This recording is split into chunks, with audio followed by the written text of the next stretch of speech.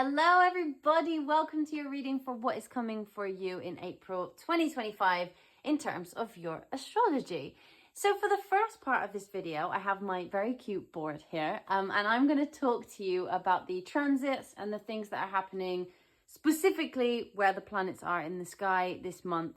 If you want to go straight to your reading, where we talk, specifically about probably the things that you really want to know about your life, you can go straight there. The timestamp is in the description. But if you would like to sit with me and do some astrology for a second, please feel free.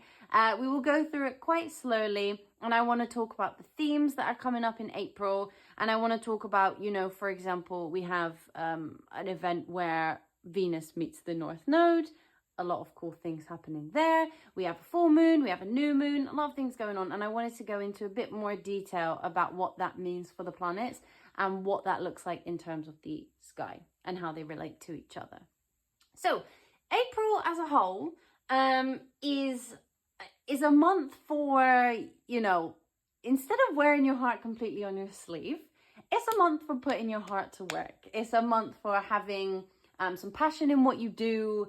It's a month for in your interpersonal relationships and giving them a little bit of a jump start, a little bit of excitement. There's new dynamics in your interpersonal relationships. There's a bit more energy, a bit more of let's put some effort into this. Let's move forward.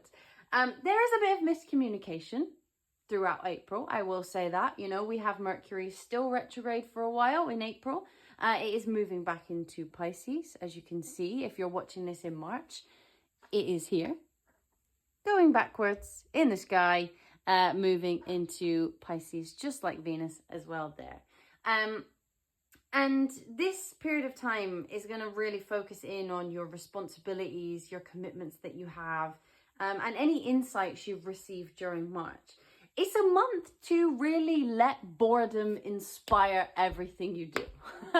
Anything that you've been feeling like, oh my goodness, this is so long, this is such a slog. Now's the time to pick up the pace a little bit. We have a lot of Aries energy, which we did at the end of March, but this is going to really ramp up now that we have Neptune moving into Aries, and then these guys will continue to join them, and then later on, in a couple of months' time, so will he. So I'll explain what each of these planets are before we start. We have Mercury here in Pisces. We have Venus here in Pisces. We have Saturn in Pisces. We have the Sun in Aries. Neptune in Aries. Neptune is a newcomer in Aries. Say hello. It's been in Pisces for a long time. We have Uranus in Taurus. Jupiter in Gemini. Mars in Cancer, which will move into Leo later on in the month. And we have Pluto in Aquarius. The North and South Node, Pisces, Virgo. You might notice that I didn't put the moon on the board. That is because she is here, do not worry, but that is because she moves a lot during the month, and I thought it would be best to just pop her on the board when something significant happens between her and another planet. AKA, there'll be a full moon, there'll be a new moon, there's some conjunctions, so I just wanted to leave her on the side for now. She is a main character, just not right now. But as we go into the month, Venus, which is, the planet of pleasure, creativity, is the planet of what we would consider relationships or one-on-one connections, is still retrograde. It still is. She's still doing her backwards journey. And this is a period of time to really keep noticing the details of your interpersonal dynamics. So in the relationships that you currently hold in your life, what needs reworking in that area, and how are you going to rework those things in order to make them feel more smooth? Obviously, with Mercury retrograde, we've had a lot of miscommunication. With Venus retrograde, there's been a lot of maybe some back and forths with either some people from the past, or with our current partners that we have, or with an idea that maybe I want this in love, no I don't, I want this in love, no I don't. Or your creative projects are sort of, not going the way that you wanted them to, and you're sort of starting to think, oh God, I need to redo this. I just don't really know how. Now is the time where you're going to be like, Okay, this is very important, especially because on the first day of the month, April the 1st, we have, obviously, such a weird thing to say, we have Venus meeting the North Node. This is actually quite an interesting day for love. I just wanted to put that out there. Very, very forward thinking. Venus will be in Pisces, loves being in Pisces, very dreamy, very romantic. The North Node is there as well. We're moving forward, some sort of fairy tale situation. If any of you are looking for love, April the 1st, don't dismiss everything as an April Fool's. It might actually be genuine, but it will be very, very romantic, very auspicious, very nice. Venus is retrograde, but you know, as much as people will try and scare you with the retrograde situation, don't be afraid. Venus is a benefic planet. She's good. She tries to give us loads of beautiful gifts. So don't worry about it. And Venus will be in a sign that it really particularly likes for this part of April. It's a really good day to go and get things, you know, like if you've been thinking about sending that text, although there is Mercury retrograde happening as well. So if you are thinking about sending that text, this is a great time to send it. It is also the period leading up to this, the last week of March. It's also a great time to think about whether you really would like to send it. If you are committed to sending it on the 1st, it's an excellent time. But if you're not sure, maybe steer clear of that one. But it's likely to get a decent response if that is something that you are looking for. But yeah, so we have this retrograde's most important themes are going to sort of come up to the surface around the 1st of April. And there is going to be a feeling from you guys of like a hunger to increase your connections, to increase those business partnerships, to put some effort, some energy into those interpersonal dynamics. And if there is a little glimpse of more excitement, of more moving forward in that area, please just follow it. Go with your intuition on that one. It's a time really to just feel the energy and be like, yeah, I'm going to go with it without thinking too much. We still have a bit of Aries energy sort of reverberating at the moment anyway, because these guys were just in Aries, and they've only just moved back and will be going again. So they're sort of taking a little step back, having a bit of a romantic, poemy, artistic moment before they get their drive back in and go into Aries and move forward quite a lot. So if on the 1st of April or thereabouts, you start to really see and more excitement in terms of your business partnerships or your creative projects or one-on-one relationships of any sort, follow the energy. Don't get too carried away. We need some boundaries in this situation as well. But it's a good day. Like, free yourself from some of these little setbacks that you've had in those areas. Sort of go with the creativity and enjoy just being there for pure pleasure. If you are wanting a date day, this could be a great date day for you and your partner, or you and your, you know, situationship person, or just some friends or something that you really enjoy. This is a good day to do it. So I would really look out for that.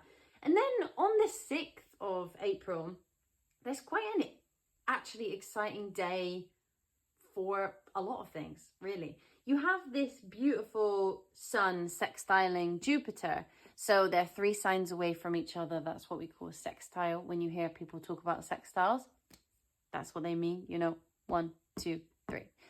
And they meet up and they witness each other at this angle.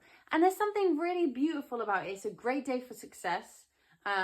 If you are looking to finalize a project, or even just not even finalize, but think of an idea for a project, there might be some ideas that come to you, some sparks of creativity, some sparks of enthusiasm that come over there. And it is a great day to also, if you have any lucky things, like, you know, a crystal that makes you feel lucky that you carry in your pocket if you're going to do an interview or something difficult, or you have a specific like ritual that you like to do, or a way you like to meditate, or a manifestation exercise you like to do, or even a prayer that you like to say that makes you feel comforted, really dust that off. You know, if you haven't done it in a while, really start to think about that. Put your crystals out in the moonlight, and do some cleansing rituals, and just really live in that sort of lucky energy. It's a really nice day. There's a bit of a boost of enthusiasm, a bit of a boost of abundance. If you are going to apply for a new job, good day to do it. It's a key date for success for this year. There's a lot of generosity to be had and a lot of blessings to be found. This will depend, obviously, where that sits for you. But there are a lot of blessings to be found in this day. And also, not only that, there is a trine between Venus and Mars. You have Venus here and Mars here. So you have 1, 2, 3, 4, 5. They make a 120-degree angle, which we call a trine. It's a beautiful moment to really like fight for the right to have fun, right? Like fight for the right to love. Really put the effort into just enjoying yourself, just embracing some creativity. So this all happens on the same day. We have these two very auspicious interactions between the planets. And it's just a really nice time for you to enjoy. If you find yourself questioning, oh God, why am I having a good day today? I don't really know. Is something going to go wrong? You know, when you have that little voice in your mind that's like, don't enjoy this. This is going to go wrong again. Just don't listen to that today. Try and say, you know what? Thank you so much for your input, but I just kind of don't care. And just enjoy that, live in that. And you know, by April the 7th, the focus really shifts to from like seeking love to like really putting the labor into love. All right, you know, like enjoying that level of patience, that commitment, the effort, you know, your dedication. Like this is the time where instead of focusing upon that romantic dreamy sense of like, I really want a partner, I really want to embrace my relationship more, I really want to do this, and this is so romantic and so royal and so lovely. It's a time where you're like, you know what, relationships require work. Like they require work. No matter how much you are, you know, bold head over heels of like, this is a romantic fairy tale, like relationships require work. And by the time we hit the 7th of April, we're really starting to think like, okay, what work needs to be put into my relationship?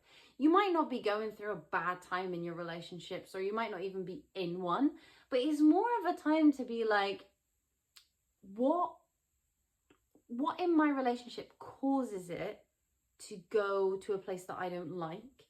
And what causes it to resolve itself in terms of any conflicts or any disagreements or just anything that makes you clash a little bit? And it will be very obvious around this time what the cause and effect of that is.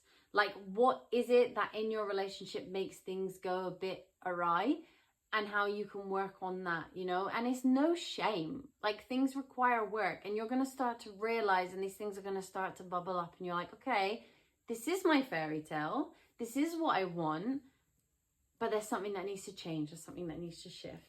And that'll be something you have to think about. You know, showing up for each other is going to pay off.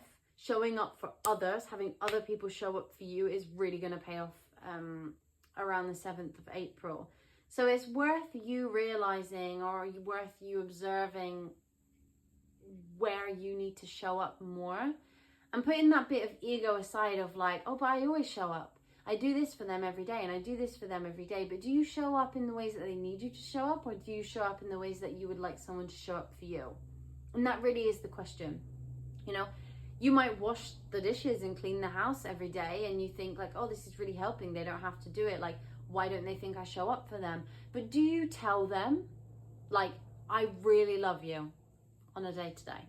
Do you tell them how beautiful you think they are? Or do you make sure they go to bed at a certain time because you know that it's better for them? You know, how do you show up in a way that is what they really need from you? And then if you feel sort of disconnected in this time from fun because you are putting so much work into this, like really just let the mundane inspire you. We still have the Aries energy going on, you know, we have the fantasy Pisces energy. So let those things inspire you. Let, like, you know, even if you catch yourself being like, oh my God, this is so much work, I'm so bored, Like, how can I make something fun out of this? Like, how can I do something with this?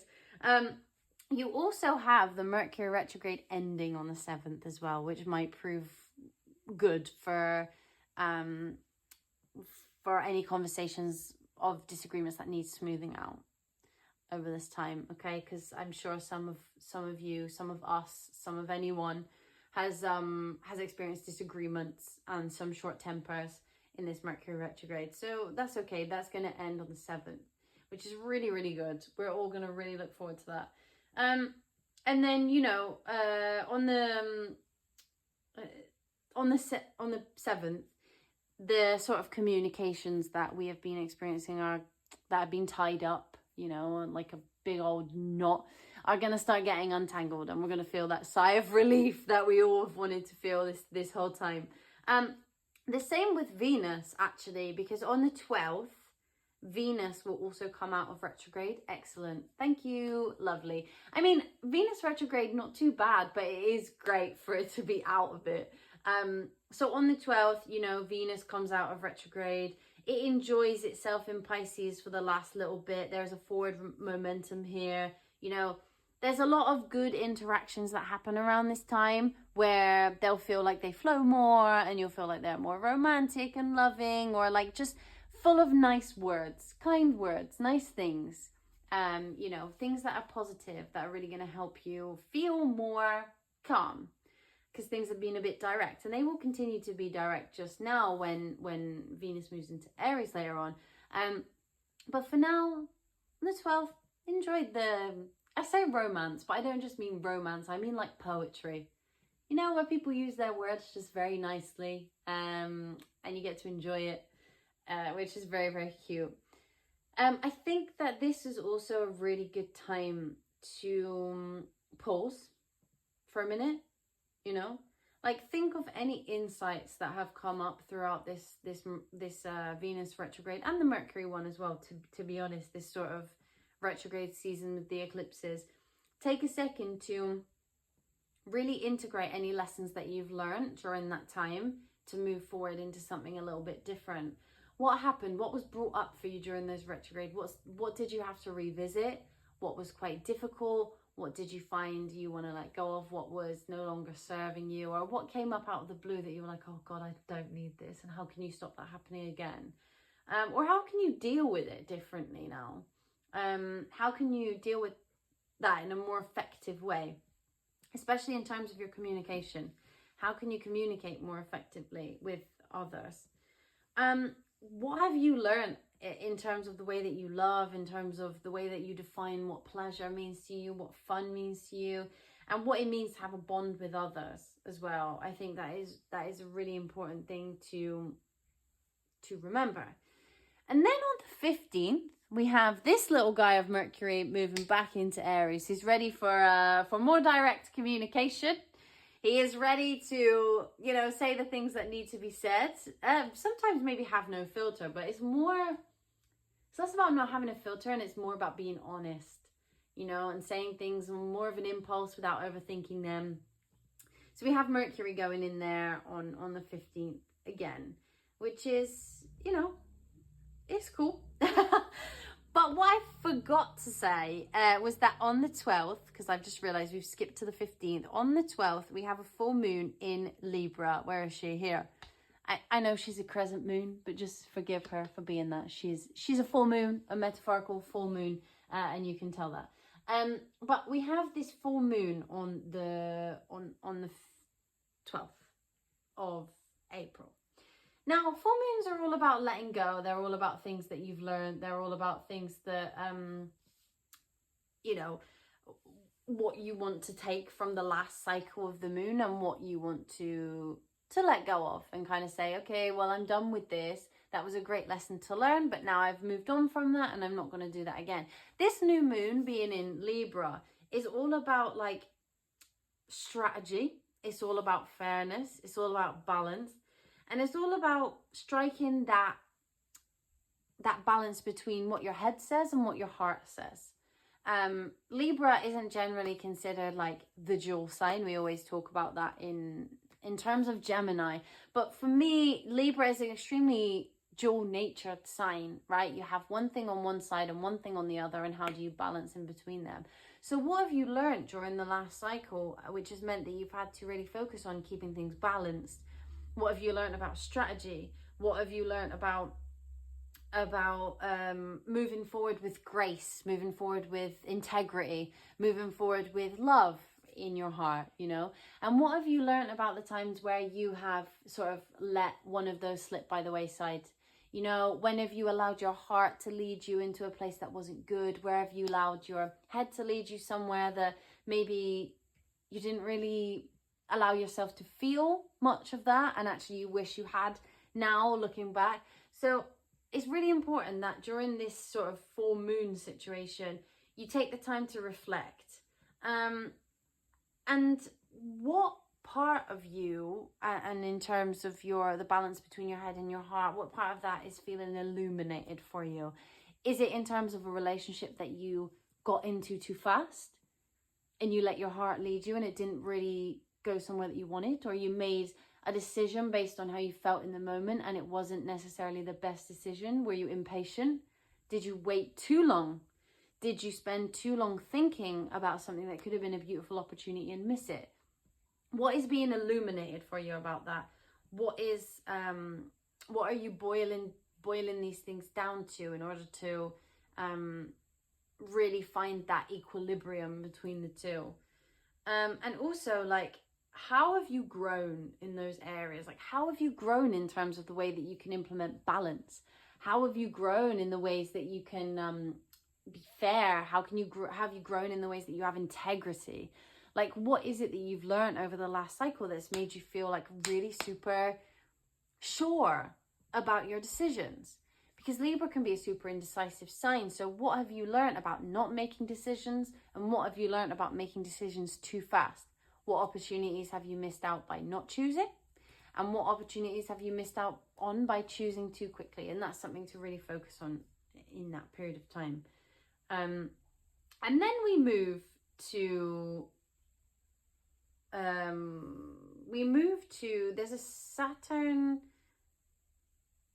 there is a Saturn conjunction between the North Node and itself.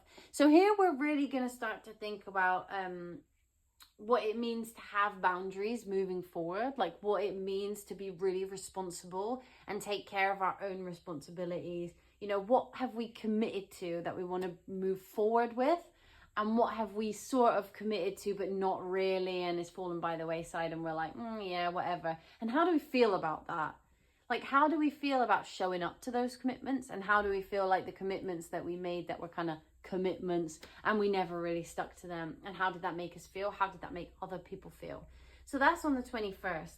And yeah, it's really a time to sort of focus on your commitments, I would say. Just be careful, like, about who it is or what it is, you know, in your life that consumes most of your energy. I think it's important to understand what aligns with your values and your priorities and what you want and who you are, and move that forward. Because if you don't, you're going to get stuck in this sort of half commitment, half not situation, and that doesn't really go too well. Especially if you really want to align something with you and something you really, really want to move forward with. If you do that, it's just never going to go where you want it to go. I think also this is another time to put in boundaries, but also there might be some boundaries that you have previously set that need testing. If you're feeling stuck and you have this urge to move forward, there are definitely some boundaries that you have put in place that really just need testing. How can you get out of your comfort zone? Are you stuck somewhere? Where is it that you need to move forward to? Like, how can you put that into practice? I mean, if you want to make things more sustainable in the long term, obviously these are all themes that you need to think about. But after that, we then have the Taurus new moon. So the moon, she's gone all the way around here, and now she's a new moon. Play pretend she's a new moon. But you can see her now. So the new moon is a really great, a really, really beautiful moment. It's a time to set intentions. It's a time to really think about what is next. And the moon quite likes Taurus, you know. The moon in Taurus is very nice. It's very sweet. We like it. It's very, very cute. And I think that this is the time for a fresh start, especially in terms of emotionally, in terms of what you want to nurture. Like, this is a fresh start. If you've been having any difficulties in terms of your connections or your relationship with family members or your children or things that you take care of, even in your garden. Like, I don't know, maybe you plant things and it's now, you know, it hasn't been growing too well, climate change and all of that terrible things that were supposed to flower in spring but didn't. Those things might start to flower over this new moon, or also you'll start to you know, find new plants that you can plant that grow really well. You know, that's a terrible analogy, but it also might be for you. Maybe you are actually a gardener. But if not, this is going to be about your personal relationships and about how you build things and how you keep fertile thoughts. Like, I don't know, thoughts of cultivation, thoughts that are generative, that grow, of projects that take time but do move in the right direction, things that you care about. So with the new moon, like, what do you want to begin? Like, what things do you want to start? What things have been on your mind that you want to move towards? Where do you want to go with that? Because it's a great time to sort of put those intentions out there and enjoy the energy for a minute where it's quite generative and quite loving and quite nurturing. This is a really lovely time to begin new projects or to, like, I don't know, plan for the future. Also a great time to cast spells. If any of you are witches, great time to cast spells, lovely. But yeah, it's really, really about setting fresh intentions, you know. It will be the end of April coming, and I think that you'll be starting to want to move towards May, you know, Taurus season. Oh yeah, I forgot. Taurus season. We've already moved into Taurus season. Apologies, Taurus. We have already moved into Taurus season at this point. So 20th of April, we move into Taurus season. 27th, we have this new moon. I also do believe that I've completely forgotten to say that Mars goes into Leo. All right, actually quite a big moment. Forgot to say that. Great, out of Soggy Soldier, Cancer. Love that for us. A bit more movement forward. And then the last thing that happens in April is that we have Venus moving back into Aries. It leaves dreamy Pisces. It moves back into Aries. It's direct now though, so we are moving in a fast forward momentum, and we are really sort of wanting to evolve. We are wanting to say what needs to be said. We are wanting to do what needs to be done. All of our feminine energy is becoming much more powerful. We are really enjoying that feminine masculine balance, but keeping that gorgeous energy that we have. This is such a difficult thing to explain.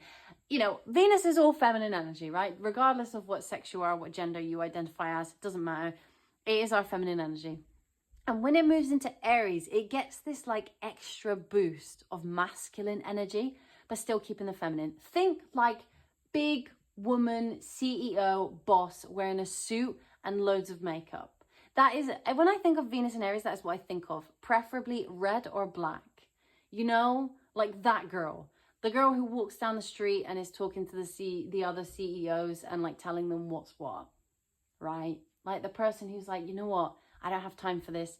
I have money to be made. I have things to do, and I have children to take care of at home. Get gone. You know what I mean? Like, she is full woman energy, but has that like patriarchal situation. That is Venus and Aries for me. If that analogy resonates with you, you know, I hope so. If it doesn't, I apologize, but that is what I think of when I see it. So we have Venus moving back into Aries. We have a little bit of a go, go, go. Again, lots of Aries energy going on. So that kind of sums up April in terms of the actual transition of the planets and how they interact with each other and all that kind of thing. What we'll do is we will go into your reading now and talk about exactly how that plays out in your chart. Okay, so, you know, we'll see properly whether the Venus, the Venus conjunct North Node is going to be more to do with your business partnerships, more to do with your relationships, or more to do with your creative projects.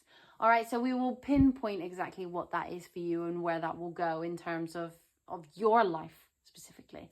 But that was just a little overview of what the planets are doing and how they're hanging out. Key dates to watch, I will repeat for you. So if you want to write them down, we have the 1st of April is a key date for love, interpersonal connections and relationships. Then we have the 6th. The 6th of April, very big key date. It's a key date for success with the Sun sextiling Jupiter. It's a key date for love, where the Venus trines Mars. And it's a key date for blessings, generosity, creativity, fertility, and all that lovely stuff. So that's the 6th.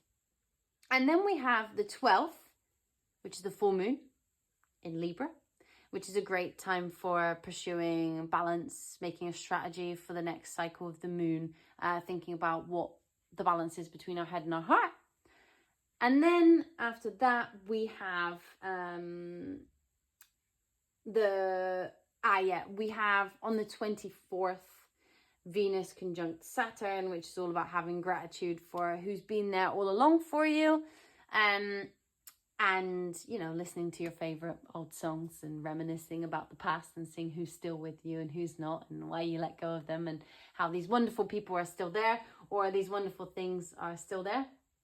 And then another key date is the 27th, where we have this new moon in Taurus, which is great. All about fertility, all about generativity and generosity, but generativity.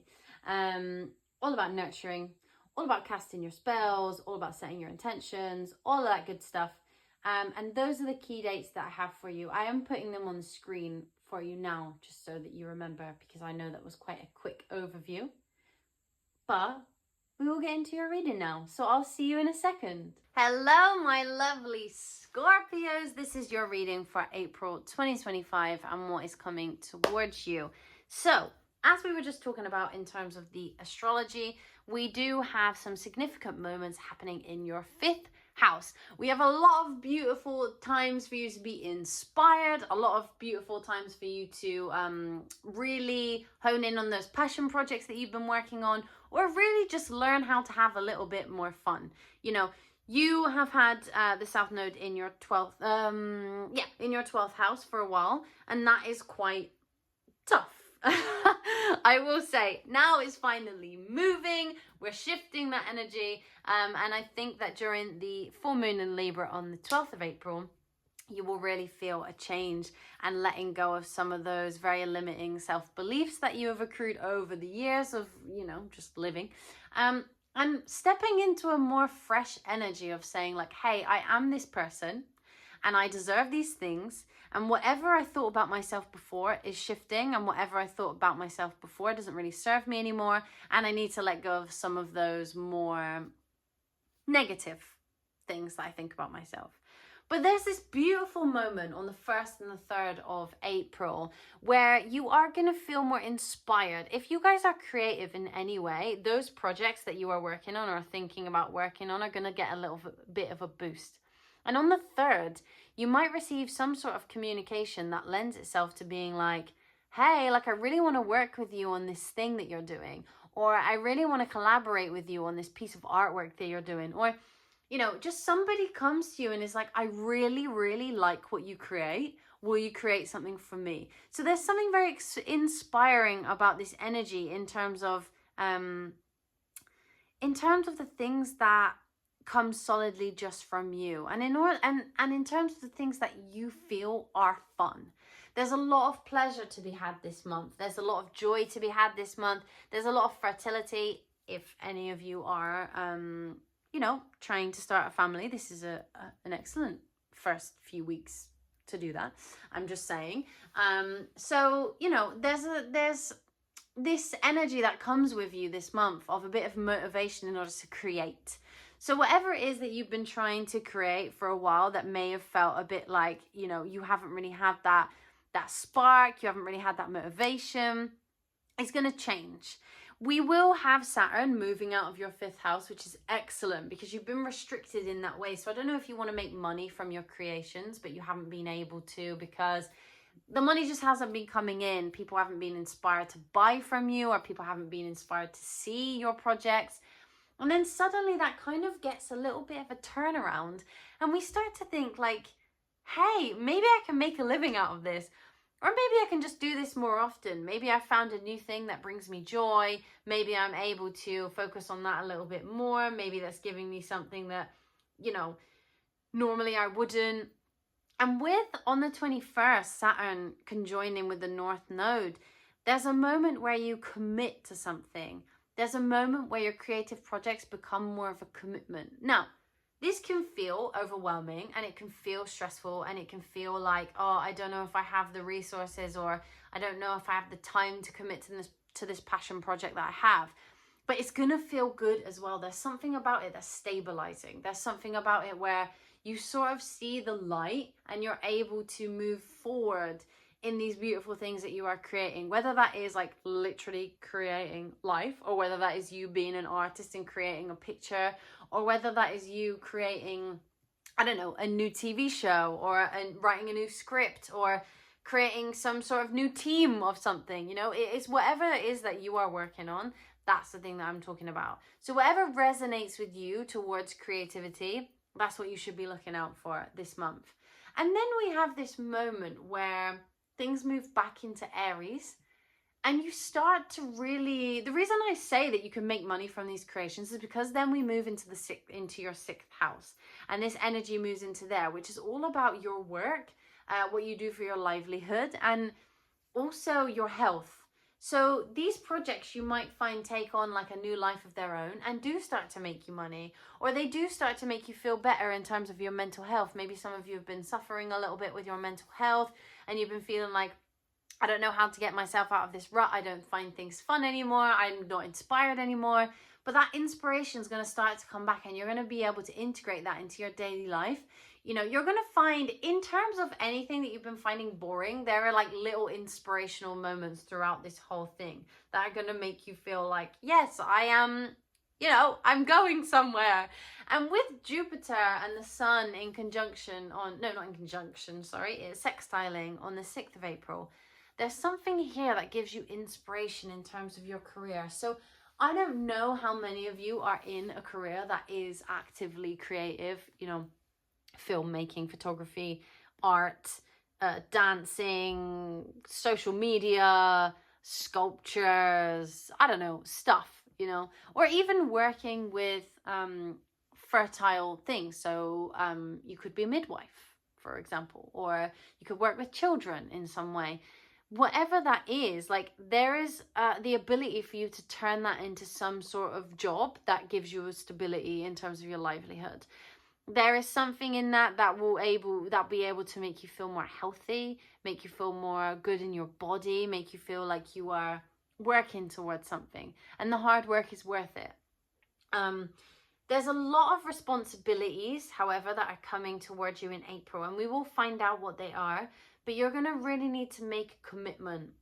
These passion projects aren't going to grow overnight without a level of commitment or without a level of responsibility from you to make that happen. So I just want to make that clear. This isn't something that you're then going to turn around and be like, wow, this happened overnight. Crazy. Like, I can't believe it. I mean, some of you, maybe it will. But for the majority of you, it will take work and will take graft, you know, like, this isn't going to be something that like you wake up one morning and suddenly it's happened. It is something that takes your work and your time and commitment. But that's not a bad thing. That's a good thing, because that creates sustainability in order to, you know, keep going with what you want to do and create something that is long lasting and stable, which Scorpio, you like a bit of long lasting energy. So that's great for you. I would like to start off with pulling you some of these cards for the main energies that are going to be surrounding you in April 2025. And then we will continue to talk about the astrology as we go through the reading. So what energies are surrounding Scorpio in April 2025? What energies are surrounding Scorpio? Clarity. Okay, so yeah, we have these moments of clarity in terms of when, you know, Mercury will come out of retrograde in the second week of April. So we have the ability to be clearer about our communication, to go forward in terms of the things that we want to do. You know, there's something really great about, although that this is a very dreamy energy with Pisces swanning around and Neptune having moved to a different sign, there's something quite clear about this, especially with Neptune moving to a different sign. You get a bit of a new sense of what is what, a new sense of like how to make my dreams a reality rather than just a dream. What other energies are surrounding Scorpio during the month of April 2025? Yeah, you see, this energy of desire, this is very fifth house energy, very creative, very dreamy, very pleasurable, very going forward to what you want. I don't know, also, there is something very sensual about this energy, and I don't know if any of you have been experiencing blocks in your sensuality. I'm not going to go into too much detail on that because obviously we are on YouTube and I don't know what I can and cannot say. But I think when I say sensuality, you understand what I mean. So if you've been experiencing any blocks in terms of your confidence within your sensuality or your ability to trust other people with your own sensuality and probably your own body, those blocks might sort of fall away a little bit and you might be able to experience more joy in that way. There is also something here that really lends itself to pushing forward for what you want and allowing yourself to create freely without the need to make sure that everything is a certain way and make sure that, you know, you're going to be making solid money from this thing. It's more about like enjoying the want and enjoying the need to create rather than being too focused on what doesn't work because and what you don't have faith in because. It's more of a leap first, think later energy. Let's see what is coming towards Scorpio in April 2025.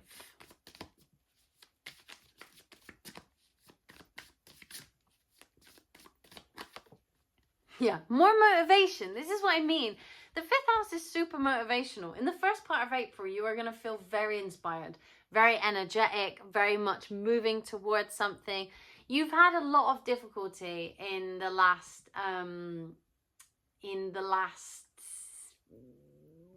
like couple of weeks with, well, not couple of weeks, actually quite a while, with Mars in Cancer, not really moving. You know, Mars is your ruler. It's in a very uncomfortable position. So maybe you felt like you're wading through mud a little bit. Maybe things have felt overly emotional and you haven't really been able to put the work into stuff. We do have Cancer here as well. So that's probably pointing towards the fact that your chart ruler hasn't been in the best position. But there's something great about this, you know, in the 18th of April, Mars will move from Cancer to Leo, which is a fairly neutral sign, and also great for the idea that you lead upon your own movement and your own motivation. So I think that it's really important for you to have some hope and faith around the second week to say like, hey, I feel stopped at the moment, but there's so many beautiful things coming and so much motivation that I have in order to like, you know, push myself forward. And with Virgo here, it's very much letting go of what is seen as completely correct and specific and perfectionistic and just going with it. Like letting go of any of those things where you're like, this isn't good enough to put out, even though you love making it, even though you love doing it, just not letting people see your passions because of your perfectionistic concerns. Yeah, you know, putting the work in as well in order to lead to fulfillment. I really feel from you, Scorpio, that you're worried about whatever it is that you create not being good enough. And it's a shame because I'll tell you now, you're robbing the world of something really quite beautiful. You've been working hard on it. Don't rob us from it. I want to see it. I want to see it. I want to support you. I want to see what you've been making. Yeah, take your power. Take your power back. This is a time for you in April to really take control of what it is that makes you happy. Really take control of what brings you pleasure, because there's a lot of people in this world who let their fears really get to them and let their fears really take over from what they want to do. Don't let that happen in April. There is such good energy for you to just go out and have fun and see what happens. And I want you to move into that and move into April with that energy. The idea of just doing it and seeing what the outcome is. Enjoy the ride for a little while, because I think that you've been stopping yourself. And with Mars moving into Leo halfway through April, there is this sense of movement again. There is this sense of your chart ruler being fairly comfortable again and not being hindered by this idea of scuttling away from conflict or not really having any motivation. Like, I want you to take that into April with you. And if you've been feeling quite hopeless about your passion projects or about your pleasure, or you've been working too hard and haven't really had the time to have fun, you know, I really do want you to put that aside, and I want you to just enjoy the ride of making things for the sake of making them and having fun. What else can you tell me about what's coming towards Scorpio in April 2025? What else? Oh, yeah, you see? This is what I mean. There's a shift in the way that you feel passionate. There is a shift in your joy. There's a shift in your energy and your enthusiasm. You're going to be creating more, even if you're not in a creative career. It doesn't matter. It really doesn't matter. You know, you can do finance and you can be creative with your finances. You know, you can think outside the box. You can think outside the box in terms of, if you're a lawyer and you're working on a case, you can think outside the box. There's so many different avenues that you can go to that don't necessarily come to you firsthand straight away. Maybe they're things that you dismiss, or maybe they're things that you've thought of and thought it would be a bad idea. Like, there's so many ways you can get creative. It doesn't have to be in a specific place. Yeah, exactly. Exploration. Let's explore a little bit more, shall we? You know, there's something about you in this month that becomes a bit more adventurous. There's something about you in this month that really wants you to go for it. There's an energy about you that really inspires other people to go for it as well. You're going to be very, very happy in April. There's something about you really just enjoying your pleasure, really doing things for fun and saying, you know what, hey, is what it is. I'm just going to do it. If other people don't like it, it doesn't really matter. I find it fun. I find it enjoyable. Yeah, there you go. Look. Oh my goodness, all the cards are falling out now. But we have Capricorn with Achieve, and we have Capricorn here as well. And I think that's important for you to note, is like, although you work really hard and although you try your best and although you've been probably working on stuff and it's felt like a massive slog, like, you are getting there in the end. Like, we're going, we're moving, you're okay. Yeah, exactly. There's so much fun to be had here. There is a balance here between hard work and play. You know, like, I don't feel like you're going to be focusing too much on the boring parts of work. I think you're going to be focusing more on the excitement, more on the joy, more about working on what makes you feel good rather than what you feel you have to in order to make money or in order to be seen as successful by society. It's not really going to matter. It's going to be more about how you, like, throw caution to the wind a little bit and are like, you know what? I don't know how this is going to turn out, but I'm really going to go for it and I'm really going to see where it goes and I'm really going to try my best. I think that is what you need to know about this month, is that the things that you try that you wouldn't normally, the ways that you step outside of your comfort zone, are the ways that are going to bring you the most success in April. I'm going to see, I'm going to see what this full moon in Libra has in store for you guys, because this is in your 12th house. And I really want to know whether you're going to experience a bit of relief from what you have been experiencing recently. Yeah. There's some sort of feeling of self-love here and joy. Yeah. And also this is 9 and 9. So I don't know if you've seen 9, 9, or just 9, or you know, 99 or whatever in general. But that's a number there for you. That's an angel number there for you. Because this is all about, like, this is the end of a cycle that has felt really draining, and an end of a cycle where you've had some really negative self-talk and feeling like you're not good enough, and feeling like you are, you know, somehow behind other people, or you're somehow not as good as other people, or maybe even like you don't feel as sensual as other people. You look at other people and you think their appearance is better than yours. I'm not sure what it is for you, but there's something here about you really getting out of that mindset.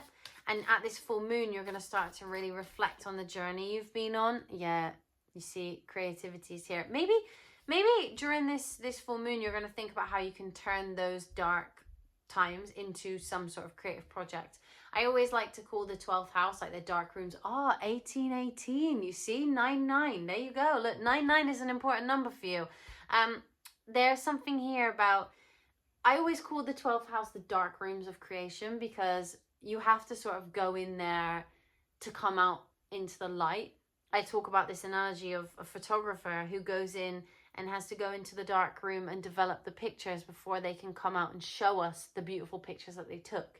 It's that energy of like having to take a step into your own little cave in order to come out a bit brighter. A caterpillar going into a cocoon, if you will, and coming out a butterfly. That's the vibe that you're going to be feeling like at that full moon situation. There's a beautiful new moon that you can use for manifestation at the end of the month. And I'd like to know, like, what you are going to be manifesting, and what manifestations would come to you most easily on that new moon on the 27th. Because this is to do with your 7th house, so I'm intrigued. Oh, you! Look at that! I love it when they just bring you out, because it says to me that this is something that is wholly about you and your appearance. I love it. Yeah, you know, this is, yeah, okay, fine, great. We have 9 again, very important. So on this new moon, you are really going to be manifesting the most beautiful parts of you. If you haven't felt confident, there is something here about you gaining a level of confidence that you didn't have before, which I really like for you, because I feel like having that South Node in your 12th house can be really, really soul destroying at times. And it can make you feel like you are not getting where you need to go, and make you feel like you are not good enough. But there's something here about on this new moon, you really settling into that and being like, you know what? Like, I am so good at what I do, and I am so beautiful, and I am so, you know, people do really like me. I am good enough, and manifesting that into existence for the rest of the year. I like that, and I think it's more important than anything else. I was wondering if they would bring something out about a relationship, because the new moon is in your 7th house, but also being opposite your ascendant is how you can take your own confidence and turn that into important interpersonal connections, and how you can work on those dynamics. I mean, you will be experiencing a reflection as well on how your dynamics within your connections are, and how that will, you know, how that needs improvement, or how that has had improvement. But there's something here that is really joyous about celebrating you and everything that you are. So use the 27th in order to manifest like this beautiful new version of you that really relies on walking into a room full of confidence, and walking into a room full of joy, and whatever it is that you want being attracted to you. I like that for you, I think. Yeah, you see, you're attracting some sort of connection here, but it's not realized yet. It's not come yet, and that's fine. You know, we're still not yet in Taurus season. We will be towards the end of April. So that is your 7th house, but there'll be a lot more coming on your connections later on. But I think this is a time for you to rest and recuperate your own idea of what it means to be you, and what it means to have confidence. I want to pull you one of these super cute little animal woodland archetype cards, because I think they are amazing. For the end of this reading, I want to know what you're going to be embodying at the end of April. So let's see, what will Scorpio be embodying? What is their energy at the end of April?